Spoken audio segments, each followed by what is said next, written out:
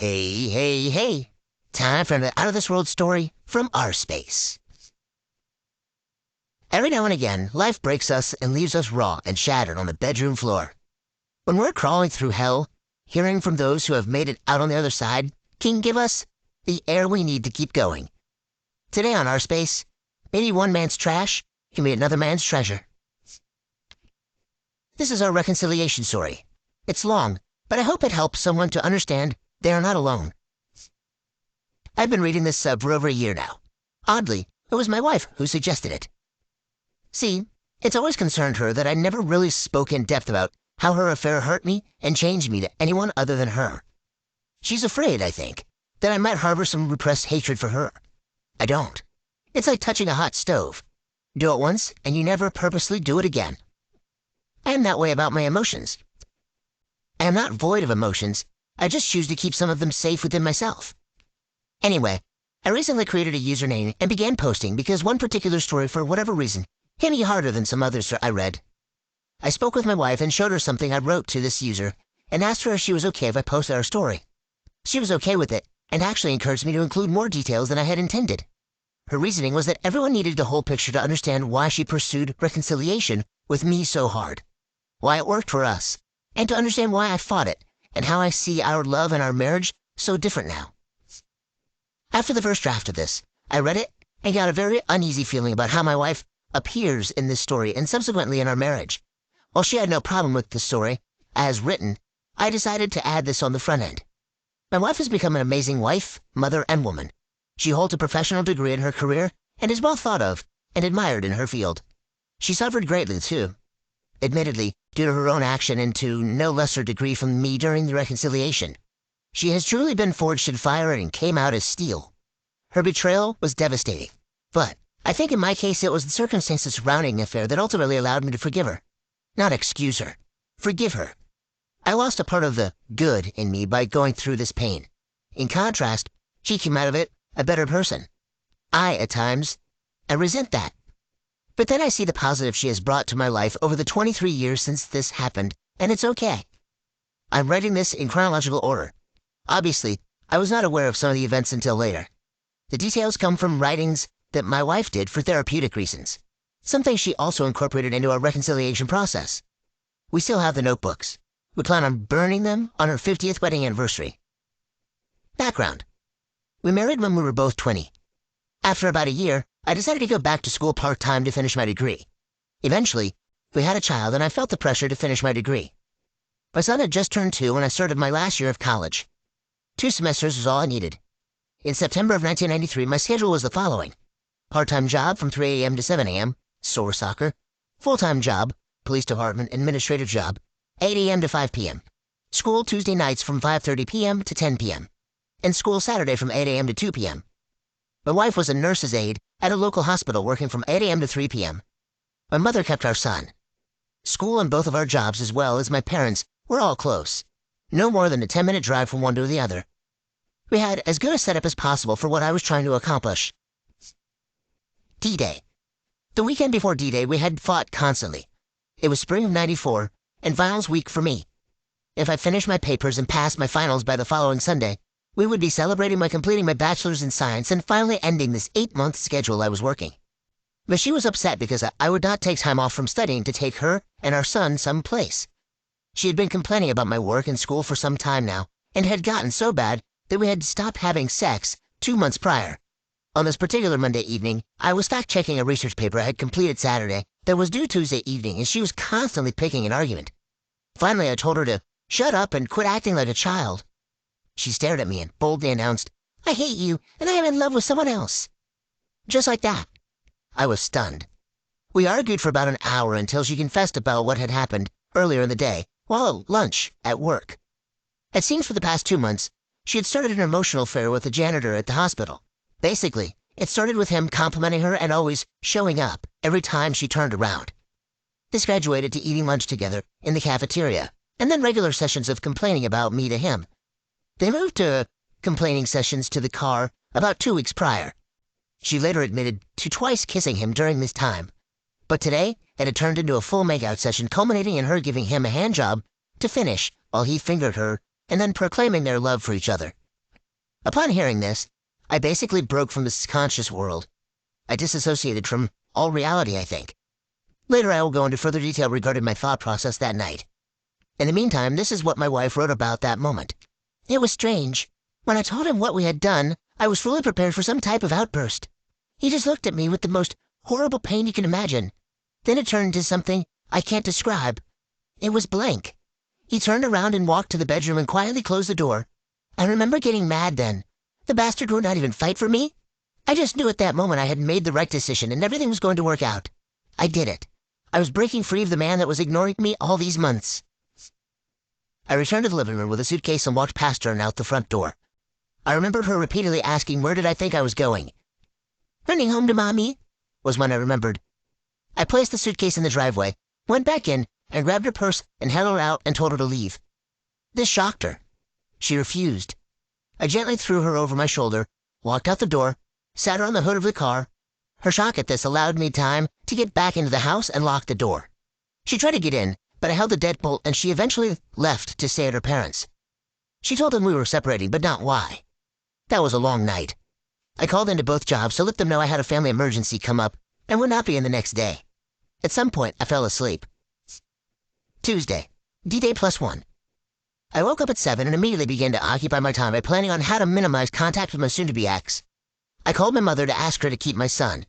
She was worried because normally he was there by now. After that, I made a list of things to accomplish that day, and I started working the list. First, I dropped my son off and explained to my mother that I would need to sit and talk to her at length later that day. I then went to the office of a lawyer friend of my family. He had gone to school with my dad and I knew him all my life. I explained I wanted to file for divorce as soon as possible. He listened to my story and suggested I think about things for a while, but I was adamant. He said he could have the divorce papers completed by the end of the day. I told him I would pick them up that day and file them with the clerk's office myself. I dealt with this type of thing at my job with the PD. Next, I went to get new locks for the house and made a stop off at the bank. I emptied and closed both our savings and checkings accounts. I placed half the money in an envelope and stopped by my sister-in-law's place of work and gave her my wife's half of the money. I told her to tell my wife that she is not to contact me at all, and that was her half of the money from the bank. I also told her I'd canceled our only credit card. Back at my mom's, I told her everything, and she and my little sister came up with a plan for my little sister to stay at my house and watch my son while I worked and went to school for the rest of the week. I made my way home and changed the locks, spent the rest of the afternoon cleaning and playing with my son, and then went to school.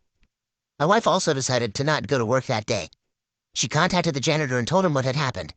He was sympathetic and invited her over to his house that evening to get away from the stress. More on this house later. Long story short, she went and she screwed him. Here is what she wrote about that night. He fell asleep after. I remember being so excited at the beginning, but during and after, it began to feel wrong. Since he was asleep, my mind began to wonder. I thought about me, and how he had made me do this, pushed me to find someone else. I got up and left. On the drive home, I began to remember the first time G and I had sex. We were each other's firsts. I broke down and thought about how disgusted I was with myself. Then I got mad at G all over again. It was really a sick cycle. I would not face the responsibility of how truly horrible the thing I had done was. I convinced myself it was his fault. Wednesday, D-Day +2. That day began as normal. I went to work, came home, showered, and ate breakfast with my son and sister. My wife called and wanted to make arrangements to see our son. She was cocky and spiteful on the phone. I told her that I would meet her Sunday at 1 p.m., and she could spend some time with him at the local park. She wasn't going for that. She wanted him for the weekend. I said no. She knew him staying at the house solved the babysitting issue for right now. Both her parents worked, so she did not push it. She slammed the phone down. I went to work at the PD, and the first chance I got, I went to the clerk's office and filed for the divorce. Later in the day, I was notified by a girl I knew there that they were ready to go to the sheriff's office to be served. I called a deputy I knew and told him the story and asked him to serve them to her at work. He said he would the next day. Soon-to-be ex also returned to work. Her janitor came by her station and chatted her up throughout the day. They were not able to eat lunch together that day, nor meet that evening. He claimed he had to go to something with one of his kids. He told my wife earlier that in the affair, he was divorced and had 3 kids. She went to her parents after work. Later that night, She called me 3 times, and each time I hung up on her after I found out it was her. Caller ID was not the norm back then in my area. Thursday, D-Day +3. After another long night of grieving, my day started out like the day before. I went to work. After I arrived at my second job, I received a phone call from the deputy that was going to serve the papers. He told me he would get there around noon. I explained that would be fine. Her lunch hour was from 11 a.m. to noon. I sat at my desk and tried to work. I was antsy and got up and went to the restroom at least 3 times until I finally threw up. I called myself and kept reminding myself that it was the right thing to do. Thankfully, I had not heard from my wife so far. 11 a.m. My wife meets the janitor for lunch. They retire to his car in the parking lot and screw. Classy. They clean up, go back inside, and grab something in the cafeteria for lunch. Noon. My wife returns to the nurse's station on her hallway, along with the janitor, and starts talking to the RN in charge of the hall. 5 minutes later, the deputy walks in. He asks the RN where he can find Kay, my wife. Kay speaks up. "That's me." The deputy turns to her and in a loud voice says, "Mrs. Kay, you're being sued for divorce due to infidelity." My wife falls on the floor. Here are her words describing what happened. "When I heard that, I felt this massive wave of shame and guilt. It hit me that I had destroyed my marriage, that she was really going to divorce me. Some stupid part of me really believes that he would not do it. I thought this was just another argument I was trying to win. Really sick thinking. I remember the deputy physically picking me up and putting me in the chair. There was screaming. It was me. A, the RN, was trying to calm me down. T, the janitor, tried to grab my hand and I punched him. He turned his head and the punch landed on his neck. I scratched him as he pulled away. A said I was yelling at him, that he had ruined my life. They got her calmed down. The deputy said the janitor left immediately. She was able to go back to her shift, but A did a lot of covering for her. 2:45 p.m. My wife was close to finishing her shift when she was called to hospital administrator's office. She was scared. She guessed someone had reported her outburst. When she arrived, the lady closed the door and immediately told her she was fired, not to come back on the property, and that she would receive her last check through the mail. It seems the tryst in the parking lot had been witnessed by someone. They had reported it. At some point, A had been called in and had relayed the story about the divorce papers. The janitor was brought in, questioned, fired, and escorted from the property just an hour prior to my wife being fired. Everyone in the hospital knew about it all. She says she just went to the car and drove to her parents. At this point, they still did not know what was going on. Just she and I were split up, and it appeared serious. 5:30 p.m. I was eating supper with my son at home. My sister was out with friends, and we were just spending time together. The deputy had relayed the events from earlier, and I had gotten quite a bit of satisfaction knowing the reaction. The janitor being there was just blind luck. I was surprised she hadn't been arrested for assaulting him, but hey, you can't have everything. Then there was a knock at the door. Standing in front of me was a lady about 5 feet tall and enormously pregnant, barely able to stand straight. She asked for Kay. I explained she no longer lived there and would not be returning. She asked if I was her husband. I said soon-to-be ex-husband. I had served the papers today. She said she was D, the janitor's wife, and she was pregnant with their 4th child. I let her in to sit down. She explained what had happened earlier, about her husband and my wife getting fired and the circumstances surrounding it. I felt like throwing up. Who the hell was this psycho witch I had married? She also explained about the house that my wife met him. It was at that point I would have murdered him in cold blood right there if I could have found him. Not for my wife, but for humankind in general. This guy was a piece of crap. Again, more on the house later. She asked me where my wife was, and I explained that she was with her parents. I gave her directions after she assured me she only wanted to talk to her and let her know the truth. My son was still in his chair at the table, and you could see him from where we sat in the living room. She commented on how wonderful a father I was to take on the care of my son alone. She got up and left. 6:30 p.m. My father-in-law answered his door, and Dee asked to speak to my wife. Thinking she was a friend of Kay's, he went and got Kay, who stepped out on the porch to speak to her. Dee told her who she was, and that she just wanted to know the truth about what she had gotten herself into with the janitor. Dee and the janitor were still married and living together. She was 8 months pregnant with their 4th child. Kay was upset and crying at this point and apologizing over and over again, but it got worse. You see, the janitor and another guy at the hospital, along with one of their friends, were playing a game. The goal was to see how many married women they could screw in a span of 90 days. Up until my wife, the 3rd guy was leading with 3. My wife was the janitor's 3rd. Oh, and the night he had the thing with one of his kids, he screwed the 4th woman. Dee said that the lady had been married 25 years, and Dee was informing her husband next. It was the neighbor. The house was a place they rented to take the ladies. Dee found out about this 2 hours after he was fired. He came home high and crying, confessed everything in an attempt to work it out. Dee left with the kids and told my wife she was leaving him. She then squared up her shoulders and slapped my wife hard across the face and called her a stupid cow. Kay was stunned. Dee told her she should be ashamed of throwing away her family. She told her how she was at our home an hour ago and watched a loving man feeding his son all alone because his wife was a stupid, selfish whore. My wife lost control crying, and Dee walked away, got in the car, and left. My in-laws checked on her after hearing the car drive off. She was basically catatonic. They got her inside and was discussing taking her to the emergency room when she began to just talk out of her head. My father-in-law thought she was on speed or something. She started talking about how terrible she was and how she had to fix it. They calmed her down eventually and got the whole story. My father-in-law was really hurt. He was and is a good man. He later said she, my wife, could see the shame and disappointment on his face. Mother-in-law, well, she blamed me as usual. I'm not fond of her. Immediate aftermath. My father-in-law called me the next day and apologized. The one and only time I ever suspected that my father-in-law had tears in his eyes. He told me what happened and said that Kay had been in her room all day and night. I told him about the appointment Kay had to meet me on Sunday at the one at the park. He said okay and hung up. I worked Friday and went to school that Saturday.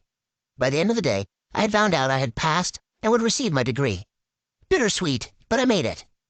My parents celebrated that night with extended family coming over and cooking out. I have a great family. No one brought up Kay. The next day, I did not hear from Kay at 1. I chalked it up to a blessing, something I could use in a custody hearing if needed. At 3:30, her father called. He said Kay was still not responding coherently to them and just walked around in her bathrobe with his notebook in her hands and would not let it go of it. She had not bathed in days and only ate sparingly. He was worried and tired. He found himself afraid to sleep in case she hurt herself. He asked me to come see her. I declined.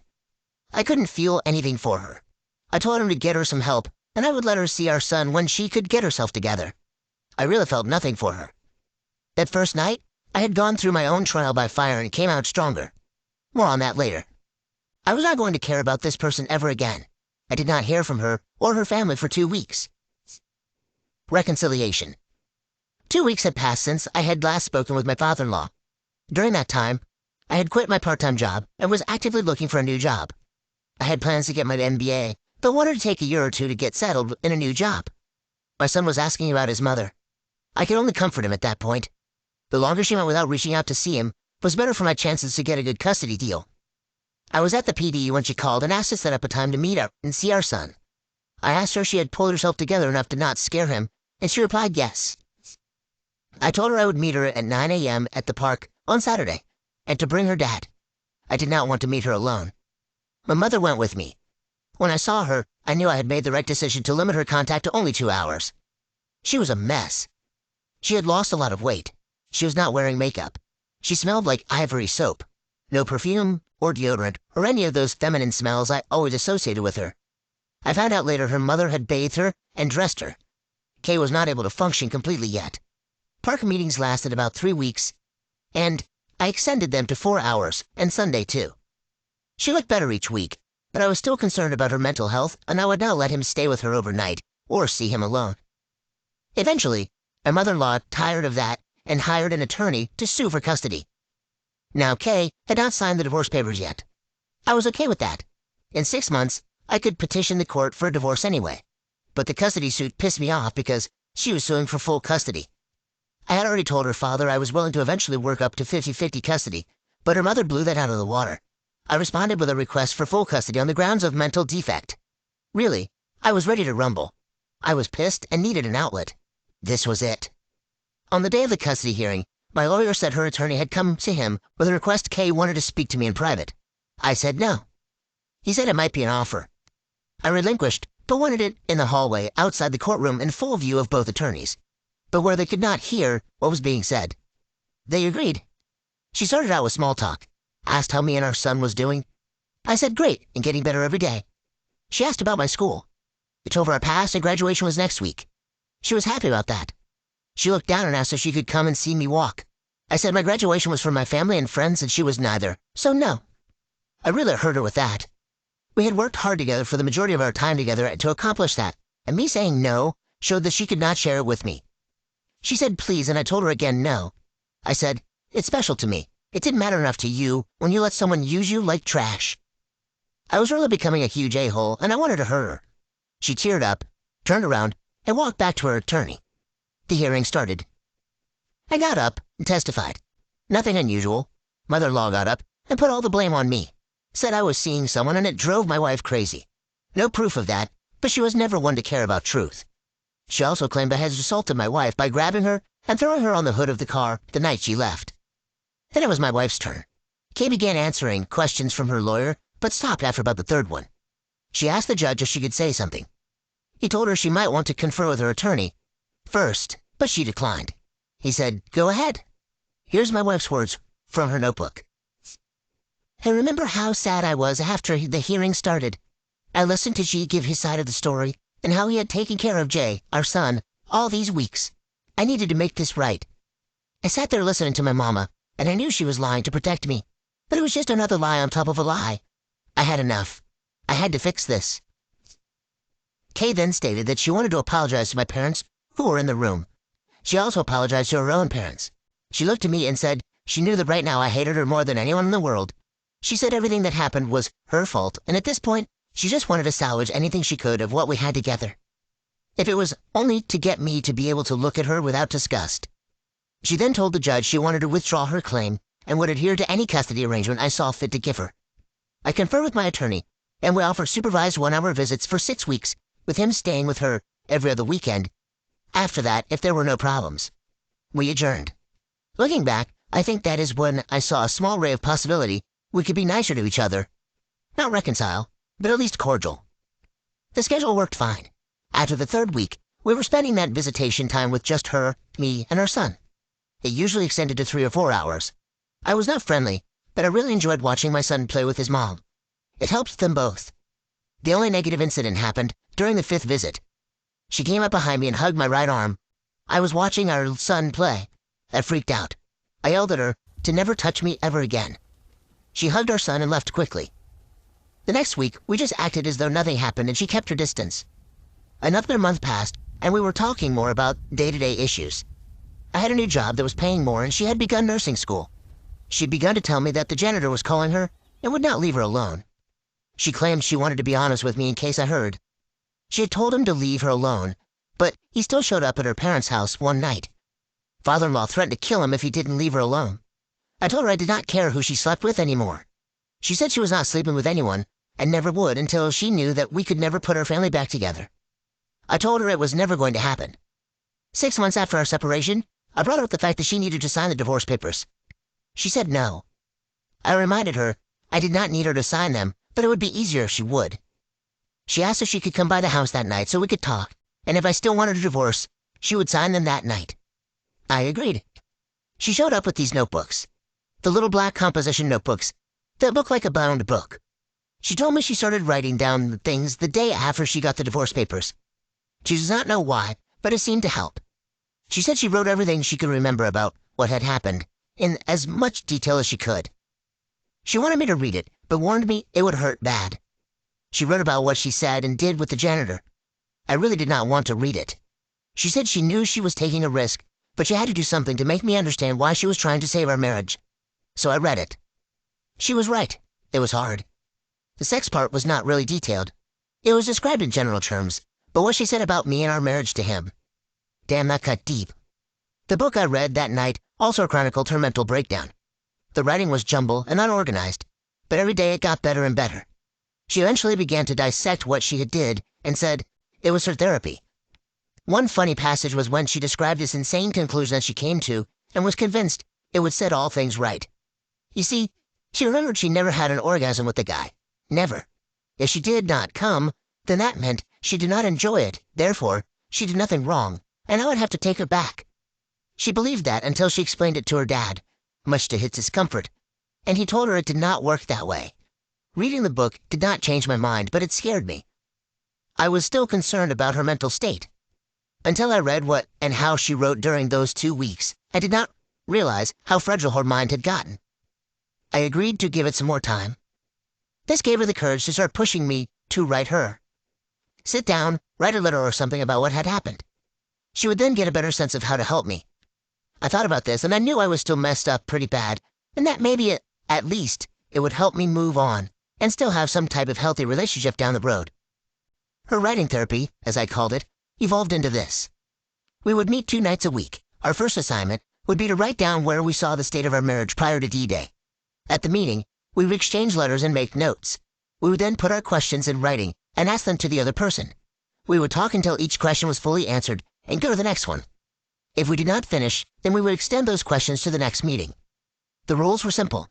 Answer honestly, no yelling, and no declining to answer any question. We started with an analysis of her pre-D-Day marriage and went through each subsequent day until the Sunday I spoke with her father after she received the divorce papers. After that, we would reevaluate and go from there. I will say I was a complete dick about this. I answered questions honestly except for one. More on that later. But I used it to humiliate her. I made her repeat over and over the bad things she said to him about me. I made her give excruciating details about the sexual contact. She balked sometimes, but she always went through with it. While it was really vanilla compared to what she and I did when we were together, it hurt. Honestly, I thought I could handle it because I was really not interested in getting back together. But it was really bad to hear it. It's hard to believe how cruel I had become, but again, in my mind, it was justified at the time. After about a month of this, I had to admit it helped me some. She proposed to move back in and try the next step. I said no. She really begged and offered a good argument for it, but I said no. I told her even if I wanted to reconcile, there was no way I could be intimate with her again.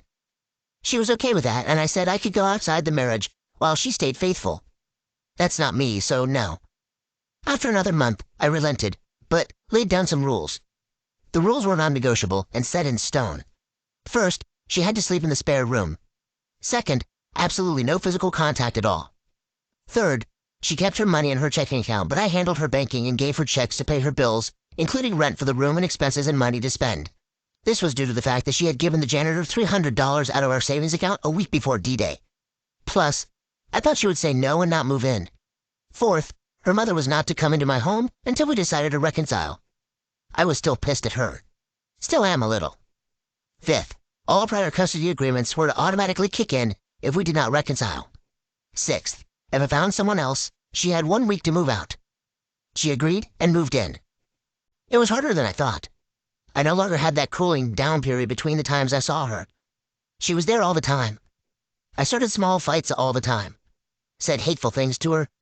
I wanted her out almost immediately after she moved back in. I had to do something, so we implemented Thursday night fight night. This came out of the meetings we had where we were writing. Every Thursday night, after the kid was asleep, we would sit in the living room, discuss things that we were having issues with or any arguments that were still ongoing. Those had to be settled on Thursday night before bed and could not go any further. We actually still had a version of this today. It evolved into simply asking over dinner if we had anything to talk about that night. The kids never knew where it came from or really what it was. I was still being difficult. I threw her affair at her every chance I could. She took it in stride and never engaged when it got to that point. I would say I was emotionally abusive to her. But she was strong. She knew that we were meant to be, and since she destroyed our lives, she had to build it back on her own until I saw what she saw and joined her. And she was committed to giving me the time I needed. 6 months after she moved back in, I had my own breakthrough. After a particularly hard day of one trigger after another, I had locked myself in the bedroom. I just could not do it any longer. My wife came to the door and knocked and quietly said, "You need to talk. I will be out here when you think you can." And I heard her slide down the door, sit on the floor, and lean her back against the door. For an hour she sat there. It was almost midnight when I opened the door. She asked me if she could come in, and I told her no, and said, "Let's go to your room." We went to her room, and she sat on the bed, and I sat in a chair. And I finally told her what had happened after I kicked her out the night I found out about the affair. Flashback to the evening of D-Day. After she drove off, I spent a lot of time in my son's room just watching him sleep. I went into my desk and retrieved the checkbook and my bill ledger and took them along with a copy of the life insurance policy and put them in plain sight on the kitchen table. I went and took a shower. I then went into the bedroom and got my shotgun down from the shelf in the closet and laid it on the bed. I dressed in a pair of jeans and a button-down shirt. Put my shirt tail in and all. combed my hair. I have no idea how long I sat there. I then got up, unloaded the gun, and put it back. Stripped off my clothes and went to bed. Unfortunately, I think this type of thing enters into many betrayed spouses' minds. I explained to her that that was the only thing I had held back during our recovery. For the first time, I allowed her to hug me and kiss me on the forehead, in something other than a goodbye or see you later. It was the first emotional touch I had allowed her to have with me. I told her I forgave her that night, but I did not mean it. It was a number of months later before I actually meant it, but saying the words then cracked the door open for me. After that, physical touch increased slowly. Holding hands, kiss goodbye, a hug, etc. These began to be more normal occurrences in our relationship. Sex was not happening, but we were headed that way. And eventually, almost a year after she moved in, we finally were intimate. I think this was our hysterical bonding time. She was still journaling, and according to her, we had sex 32 times in 28 days. Years later, we were talking, and she told me that until that night we had sex, she woke up every morning thinking today would be our last day together. She kept telling herself just one more day. She knew me well enough to know that sex meant I was rebonding. Today we have a good marriage. Both successful in our careers, we have 3 grown children. They do not know about any of this as far as we know. No plans to tell them, but no plans to lie if they ask. We both changed a lot. My wife is a lot stronger and wiser. She looks back on this as an unnecessary evil that she caused, but she successfully overcame. I sometimes think she still punishes herself for it. For my part, it does not come up in discussions or arguments at all. Hasn't in over 20 years. She's very perceptive, and more often than not, she recognizes when I experience a trigger. And yes, they do still happen. Maybe once or twice a year. They are swift and short, but they sting. Usually, she will grab my hand and hold it. Sometimes she will hug me and say, "I love you," or simply, "Thank you." I lost some of the good in myself. I hold a lot of my feelings back and deal with them myself. While I try to support her emotional needs, she knows I will not be her emotional tampon anymore. It's her job to let me know what the issue is and put forth a plan to fix it, which I will help to implement. I love her. I had to learn to love her again. It's different, more realistic, but intense nonetheless. As I said earlier, I feel I had to lose a part of the good in me so she can become a better person. And at this point in my life, I am good with that. I hope this helps someone. Every situation is different, but this worked for us, and I'm thankful for that.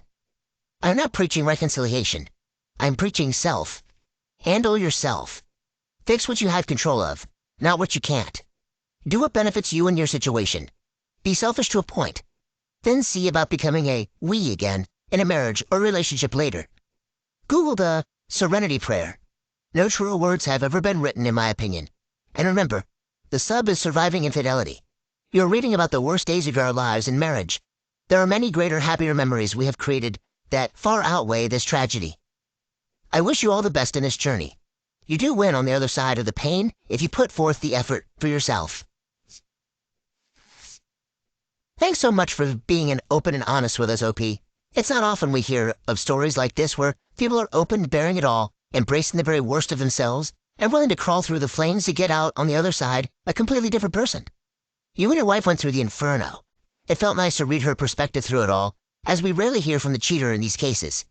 I think it's quite common for cheaters to blame their partners for their own actions because it's easier to blame someone else than really take a look inside. And as for how you were treating your wife, that's valid. When we're hurt and hurting, we want to hurt others. We harbor that hurt. It's easier to hold on to the hate and the hurt than it is to forgive. Update. It's hard to believe it's been so long ago that I posted this. I stepped away from this account because I receive so much trolling privately by people that are so hardcore against reconciliation. And I get it. Many who reached out for help after I posted were quickly informed I don't recommend reconciliation. It's hard. It's difficult. It's painful. But if you can do it under the right conditions, it has its own rewards. I just wanted to let everyone know we are still married. We now have grandkids, and if you know, you know. It's a completely different type of love. My wife is semi-retired and works PRN now, meaning when needed, when she wants. I continue to work full-time, but we find a lot of time to travel. I don't remember the last time I had a trigger. Maybe about 3 years ago, and only because our oldest found out about my wife's affair through a vindictive relative that lives a very lonely life. My wife handled it with such grace and humility that I think it affected me in a way that I have finally just moved on completely.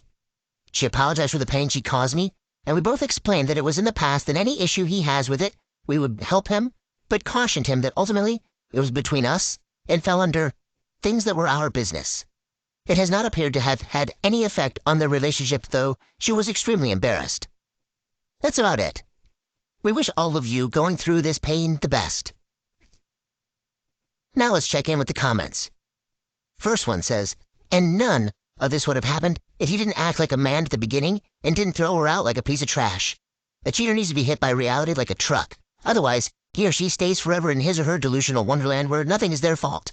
Many people here should learn this lesson. DOP replies, honestly, I did it to more gain control of myself. In the weeks looking back after her admitting to the affair, it was easier to make decisions regarding my son, my finances, my life in general, all without giving one hoot in hell how it affected her. That was huge. Also, by the time she was ready to try to fix things, it was truly on her to make it right. She spent a long time with one foot out the door before I truly accepted her back. Another commenter says, this is really beautiful. Thank you for sharing it. We all differ in the details and in how we choose to go forward, but I think we have many of the same thoughts and feelings, and it's really good just to know that at least you're not the only one. I wouldn't wish this on anyone, ever, but at least we can use the pain to strengthen each other. I'm sorry you were hurt, but I'm glad you found your way here. That janitor guy, though, what a piece of crap. One more comment. I'm in the midst of the fresh torment of infidelity. We weren't married, but this was going to be it for me. She seems so lost right now and making horrible decisions after horrible decisions. I can't help her. I have to step back.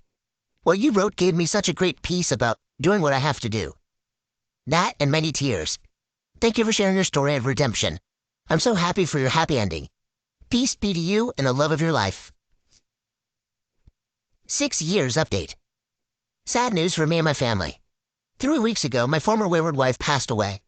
She battled colon cancer for 6 months and passed away with all of us by her bedside in the home we built 4 years ago to spend our retirement in. She was only 18 months into her retirement when diagnosed. I do not have the ability to explain the loss. It's beyond anything I've experienced. Even that pain that we all experienced in this community as betrayed loved ones. She spent our remaining years after our reconciliation making up for the pain she caused and succeeding in a spectacular fashion. I miss her. Our kids miss her. But I'm here for a reason. T wrote a letter to me in her final days. She instructed our pastor to give it to me after the funeral when he felt the time was right. I read this letter 3 days ago, and I want to share the passage from that letter to all of you that have read our story and have gotten any type of good from that post. It illustrates our need as betrayed to forgive and those that betray, and are truly remorseful that they too suffer long-term for their betrayal. Quote, I feel a lot of physical pain right now, as you know, but my faith makes me see what's to come and the pain, fades some.